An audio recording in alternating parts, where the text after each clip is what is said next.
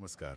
पैसों को मैनेज करना और भविष्य की प्लानिंग, ये बातें हम सब जानते हैं कि जरूरी हैं, पर असल में शुरुआत कहाँ से करें? हाँ, ये सबसे बड़ी उलझन है। आज हम इसी उलझन को सुलझाने वाले हैं। हमारे पास सैग्रिक्स फाइनेंस ब्लॉग के कुछ आर्टिकल्स का कह सकते हैं एक जखीरा है, जो एक आम भारतीय परिवार की फाइनेंशियल जिंदगी को बेहतर बनाने के रास्ते दिखाते हैं। और हमारा मिशन सिर्फ जानकारी देना नहीं है। बिल्कुल, हमारा मिशन है उसके पीछे का क्यों और कैसे समझना। बजट के सबसे मशहूर नियम से लेकर बच्चों के भविष्य की योजनाओं तक, और बीमा के सुरक्षा कवच से लेकर देश के बजट का हमारी जेब पर क्या असर पड़ता है, हम हर पहलू की गहराई में उतरेंगे। कोशिश यही रहेगी कि ये बातें किताबी न लगे, बल्कि ऐसी लगे जैसे कोई दोस्त आपको समझा रहा हो कि भाई पैसों के खेल में अगला कदम क्या होना चाहिए। तो शुरू करें। चलिए इस बातचीत को शुरू करते हैं। सबसे पहले बात उस चीज की जो हर फाइनेंशियल प्लान की बुनियाद है, बजट। सैग्रिक्स फाइनेंस का एक आर्टिकल 50-30-20 नियम की बात करता है। ये सुनने में तो बहुत आता है, पर क्या ये वाकई काम करता है? बिल्कुल, और इसकी खूबसूरती इसकी सादगी में है। देखिए, ये नियम कहता है कि अपनी महीने की कमाई मतलब टैक्स के बाद जो हाथ में आता है उसको 3 हिस्सों में बांट दीजिए। ठीक है। 50% अपनी जरूरतों के लिए, यानी वो खर्चे जिनके बिना काम ही नहीं चल सकता, जैसे घर का किराया या लोन की EMI, राशन, बिजली पानी के बिल, हाँ, बच्चों की स्कूल फीस, ये सब। ठीक है, तो आधी तनख्वाह तो सीधे सीधे जरूरी चीजों में चली गई। लेकिन यहीं पर मेरा एक सवाल है। पूछिए। ये नियम सुनने में बहुत अच्छा लगता है, पर क्या ये आज की महंगाई में मुमकिन है? खासकर मुंबई या दिल्ली जैसे शहरों में रहने वालों के लिए, जहां कई बार 50% तनख्वाह तो सिर्फ किराए में ही चली जाती है। बहुत ही जरूरी और प्रैक्टिकल सवाल है ये, और इसका जवाब है नहीं। नहीं, ये पत्थर की लकीर नहीं है, ये एक शुरुआती गाइडलाइन है, एक दिशा है बस। अगर किसी का किराया ही 50% है तो जाहिर है कि वो इस नियम को जस का तस लागू नहीं कर सकता। तो फिर ऐसे में असली चुनौती आती है दूसरे हिस्से में, यानी 30% वाले हिस्से में, जो इच्छाओं के लिए है। अच्छा, तो आप कह रही हैं कि अगर जरूरतें बढ़ जाएं, तो हमें अपनी इच्छाओं पर कैंची चलानी पड़ेगी। बिल्कुल, शायद आपको अपनी 30% की इच्छाओं को घटाकर 10% पर लाना पड़े, ताकि आप बाकी का 10% बचा सके। यहाँ दिलचस्प बात यह है कि ये नियम आपको एक आईना दिखाता है कि आपका पैसा जा कहाँ रहा है, और जो 30% इच्छाओं का हिस्सा है वो भी बहुत जरूरी है। वो क्यों? वो आपको फाइनेंशियल बर्नआउट से बचाता है। अगर आप सिर्फ बचाते रहेंगे और अपनी छोटी छोटी खुशियों पर खर्च नहीं करेंगे, तो आप उस प्लान पर ज्यादा दिन टिक नहीं पाएंगे, है ना? ये बात तो बहुत सही है, संतुलन जरूरी है। तो मतलब असली मकसद अनुपात नहीं बल्कि बचत की आदत डालना है, चाहे वो 20% हो या 10%। एग्जैक्टली। ठीक है, तो मान लीजिए हमने इस नियम को अपनी जिंदगी के हिसाब से ढाल लिया और हर महीने कुछ पैसा बचाने लगे। अब इस बचत का क्या करें? ज्यादातर भारतीय परिवारों के लिए इस बचत का सबसे बड़ा लक्ष्य होता है बच्चों का भविष्य। हाँ, हमेशा। और यहीं पर हमारे सोर्सेज में बताई गई 2 सरकारी योजनाएं सामने आती हैं, सुकन्या समृद्धि योजना और NPS वात्सल्य योजना। हाँ, और यहाँ एक दिलचस्प बात यह है कि दोनों योजनाएं एक ही लक्ष्य के लिए है, बच्चों का भविष्य, लेकिन उनका काम करने का तरीका बिल्कुल अलग है। कैसे? सुकन्या समृद्धि योजना, जैसा कि नाम से ही जाहिर है, खास तौर पर बेटियों के लिए है। यह सुरक्षा और गारंटी के सिद्धांत पर चलती है।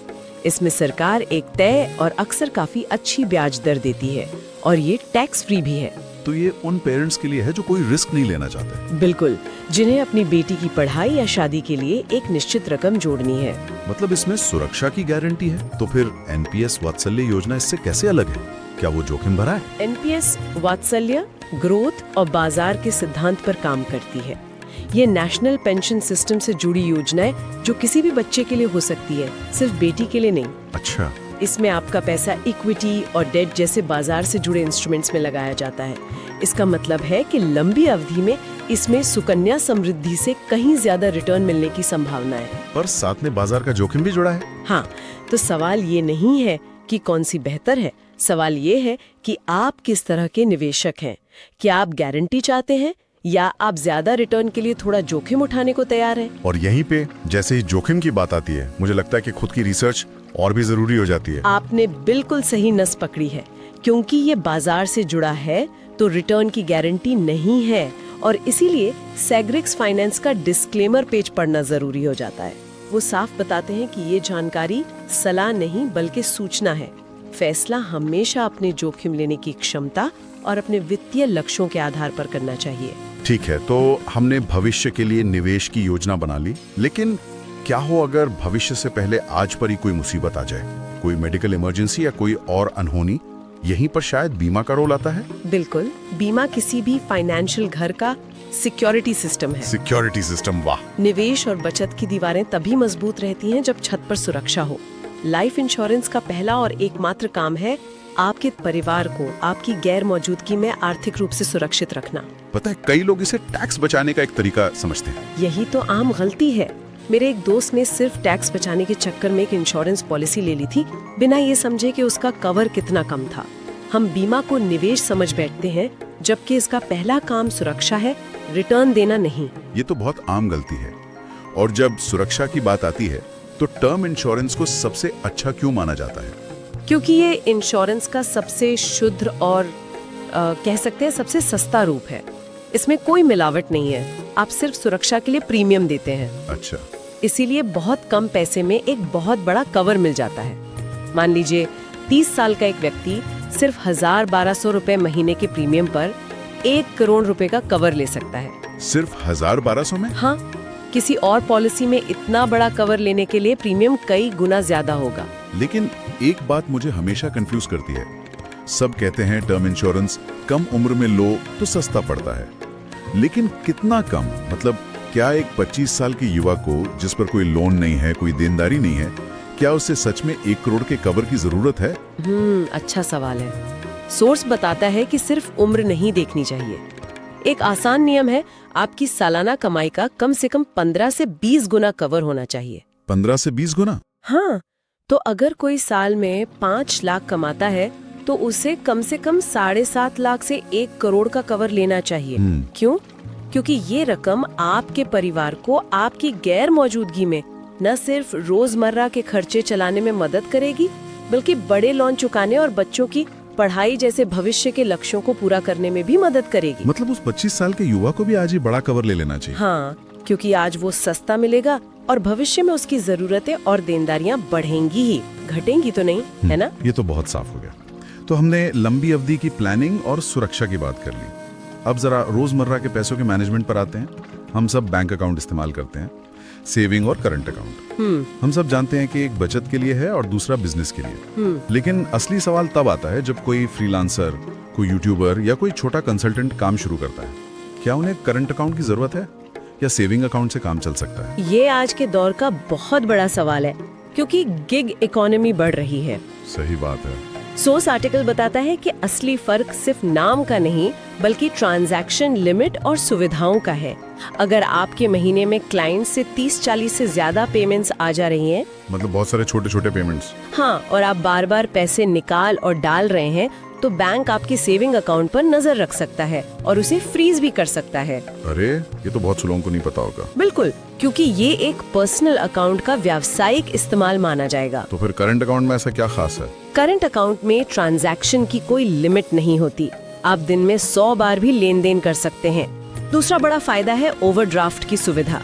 ओवरड्राफ्ट यानी ओडी? हाँ, मतलब अगर आपके अकाउंट में पैसे नहीं भी हैं, तब भी आप एक तय लिमिट तक पैसे निकाल सकते हैं, जो एक छोटे कारोबारी के लिए बहुत बड़ी मदद है। अच्छा। हाँ, इस पर ब्याज नहीं मिलता, लेकिन जो सुविधा मिलती है वो ब्याज से कहीं ज्यादा कीमती है।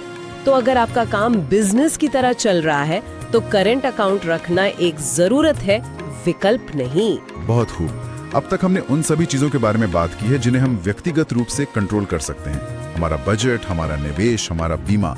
लेकिन उन ताकतों का क्या जो हमारे कंट्रोल से बाहर हैं? जैसे देश की अर्थव्यवस्था और सरकार का बजट। सोर्सेस में बजट 2026 का आपकी पर्सनल फाइनेंस प्लानिंग पर असर नाम का एक आर्टिकल भी है। हाँ, और ये समझना बहुत जरूरी है कि हमारी पर्सनल फाइनेंस की दुनिया देश की अर्थव्यवस्था से अलग नहीं है। हम एक बुलबुले में नहीं जीते। बजट का असर हमारी जेब पर सीधा और गहरा पड़ता है। तो क्या हम सिर्फ इनकम टैक्स के स्लैब में बदलाव की बात कर रहे हैं या इसका असर और भी गहरा होता है? टैक्स स्लैब तो सबसे सीधा असर है, जिससे पता चलता है कि हमारे हाथ में पहले से ज्यादा पैसा आएगा या कम। लेकिन असर इससे कहीं ज्यादा गहरा है। जैसे बजट में अक्सर कुछ नई बचत योजनाओं की घोषणा होती है या पुरानी योजनाओं के नियम बदल दिए जाते हैं। जैसे हो सकता है पब्लिक प्रोविडेंट फंड यानी पीपीएफ में निवेश की सीमा बढ़ा दी जाए या होम लोन पर मिलने वाली टैक्स छूट में कोई बदलाव कर दिया जाए। ये सारे बदलाव हमारी प्लानिंग पर सीधा असर डालते हैं। तो इसका मतलब ये हुआ कि हमें हर साल बजट के बाद अपनी फाइनेंशियल प्लानिंग को रिव्यू करना चाहिए। एक बार प्लान बनाकर उसे भूल नहीं सकते। बिल्कुल, आपकी फाइनेंशियल प्लानिंग स्थिर नहीं बल्कि डायनामिक होनी चाहिए। उसे देश के बदलते आर्थिक माहौल के हिसाब से एडजस्ट करते रहना चाहिए। सही बात है। बजट आपको बताता है कि सरकार किन चीजों को बढ़ावा दे रही है। क्या वो इलेक्ट्रिक गाड़ियों पर छूट दे रही है या मेक इन इंडिया को बढ़ावा दे रही है? ये जानकर आप अपने निवेश और खर्च के फैसले बेहतर तरीके से ले सकते हैं। बिल्कुल सही। इन मुख्य विषयों के अलावा सैग्रिक्स फाइनेंस ब्लॉग पर क्रेडिट कार्ड के सही इस्तेमाल से लेकर म्यूचुअल फंड्स में एसआईपी कैसे काम करती हैं और जरूरत पड़ने पर कौन सा लोन लेना चाहिए जैसे कई और जरूरी विषयों पर भी विस्तार से जानकारी दी गई है। हाँ, और एक अच्छी बात यह है कि जो लोग इन योजनाओं या प्रोडक्ट्स में और जानना चाहते हैं उनके लिए ब्लॉग पर अप्लाई लिंक्स भी दिए गए हैं, जिससे सही जगह जाकर जानकारी लेना और प्रक्रिया शुरू करना और भी आसान हो जाता है। हाँ, लेकिन उन लिंक्स पर जाने से पहले मैं फिर से वही बात दोहराऊंगी, पहले अपनी रिसर्च करें, अपनी जरूरत समझें। ये लिंक सुविधा के लिए है, आंख बंद करके फैसला लेने के लिए नहीं। तो इस पूरी चर्चा का सार क्या निकलता है?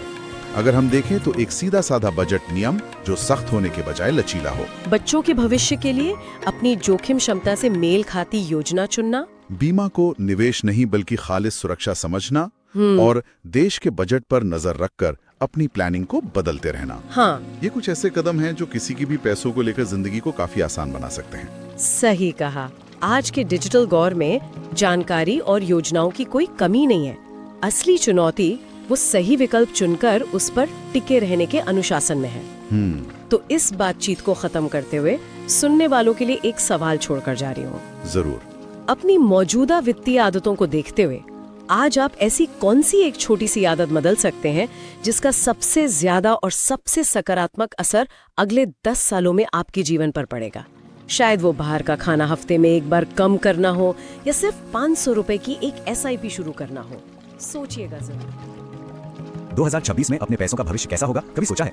इस प्रस्तुति में हम सैग्रिक्स फाइनेंस की जो एक्सपर्ट सलाह है उसे एक बहुत ही आसान गाइड में बदल रहे हैं ताकि हर कोई पूरे आत्मविश्वास के साथ अपने फाइनेंशियल सफर की प्लानिंग कर सके। तो चलिए इस पूरे सफर को समझते हैं। हम शुरू करेंगे बजट की बेसिक बातों से, फिर देखेंगे कि सही टूल्स कैसे चुनें, अपनी वेल्थ को प्रोटेक्ट और ग्रो कैसे करें, परिवार के भविष्य के लिए कैसे प्लान करें और आखिर में ये सब कुछ 2026 की इकोनॉमी में कैसे फिट बैठता है। तो सबसे पहली और सबसे जरूरी बात ये समझना कि पैसा असल में हर महीने जाता कहाँ है। ये एक ऐसा सवाल है जो हम सबको परेशान करता है ना? लेकिन क्या हो अगर हम कहें कि सैग्रिक्स फाइनेंस के पास एक इतना आसान नियम है जो सारी तस्वीर साफ कर सकता है? तो ये रहा वो जादुई नियम, मशहूर 50-30-20 का सिद्धांत। ये बहुत ही सिंपल है। आमदनी का 50% जाता है जरूरतों पर, 30% अपनी पसंद की चीजों पर और सबसे जरूरी 20% सीधे बचत और निवेश में। यही वो 20% है जो किसी के भविष्य को बनाता है। बहुत बढ़िया। तो अब बचत तो शुरू हो गई, लेकिन अगला बड़ा सवाल ये है कि उस पैसे को रखा कहाँ जाए ताकि वो हमारे लिए काम करे। इसको ऐसे समझिए, सेविंग्स अकाउंट किसी के पर्सनल फाइनेंशियल गोल्स के लिए एक गुल्लक की तरह है जो धीरे धीरे ब्याज के साथ बढ़ता है। वहीं दूसरी तरफ करंट अकाउंट एक बिजी दुकान के कैश रजिस्टर जैसा है जिसे बहुत सारे लेन देन संभालने के लिए बनाया गया है, जो बिजनेस के लिए एकदम सही है। ठीक है, तो सही खाते तो हो गए। अब आते हैं फाइनेंशियल सिक्योरिटी के दो सबसे बड़े पहलुओं पर, एक है डिफेंस और दूसरा है ऑफेंस। मतलब बीमा आपकी फाइनेंशियल ढाल है। ये उस दौलत की हिफाजत करता है जिसे बनाने में इतनी मेहनत लगी है ताकि जिंदगी के अचानक आने वाले उतार चढ़ाव से बचा जा सके। और अगर बीमा आपकी ढाल है तो निवेश है आपकी तलवार। ये वो हथियार है जिससे कोई भी अपनी वेल्थ को एक्टिवली बढ़ा सकता है और अपने फाइनेंशियल फ्यूचर को जीत सकता है। देखिए, इन दोनों की ही जरूरत है। एक ढाल के बिना कोई भी एक अनहोनी सारी मेहनत पर पानी फेर सकती है और तलवार के बिना दौलत कभी सही मायनों में बढ़ ही नहीं पाएगी। ये दोनों मिलकर ही किसी को फाइनेंशियली मजबूत बनाते हैं। चलिए अब इन सब बातों को एक बहुत ही जरूरी लक्ष्य पर लागू करके देखते हैं, अपने प्रियजनों के लिए एक शानदार भविष्य को सुरक्षित करना। सैग्रिक्स फाइनेंस यहाँ दो बहुत ही शानदार सरकारी योजनाओं के बारे में बताता है। अगर घर में बेटी है तो सुकन्या समृद्धि योजना यानी SSY खासतौर पर उसकी पढ़ाई और शादी के लिए बनाई गई है, और किसी भी बच्चे के लिए NPS वात्सल्य एक जबरदस्त इन्वेस्टमेंट टूल है जो उनके पूरे भविष्य को सुरक्षित करने में मदद करता है। लेकिन ये समझना भी जरूरी है कि हमारी पर्सनल फाइनेंशियल प्लानिंग एक बड़ी तस्वीर का हिस्सा है। तो सवाल ये है कि 2026 की अर्थव्यवस्था हमारी योजनाओं पर कैसे असर डालेगी। सैग्रिक्स फाइनेंस हमें यही याद दिलाता है कि हर साल का बजट सीधा हमारी जेब पर असर डालता है। ये जानना कि क्या सस्ता हो रहा है और कहाँ नई चुनौतियां आ रही हैं, यही अपनी फाइनेंशियल स्ट्रेटजी को एडजस्ट करने और सबसे आगे रहने का तरीका है। तो एक बात याद रखिए, फाइनेंशियल वेलबींग कोई मंजिल नहीं है, ये तो एक लगातार चलने वाला सफर है। इसमें बजट बनाना, सही साधन चुनना, अपनी दौलत को बचाना और उसे बढ़ाना, ये सब शामिल है, और साथ ही इकोनॉमी के हिसाब से खुद को ढालना भी। हमारा मकसद था कि आपको एक साफ सुथरा नक्शा दे सकें। अब ये सफर शुरू होता है उस एक पहले कदम से। तो अब सवाल ये है कि इस फाइनेंशियल सफर पर आज पहला कदम कौन सा होगा।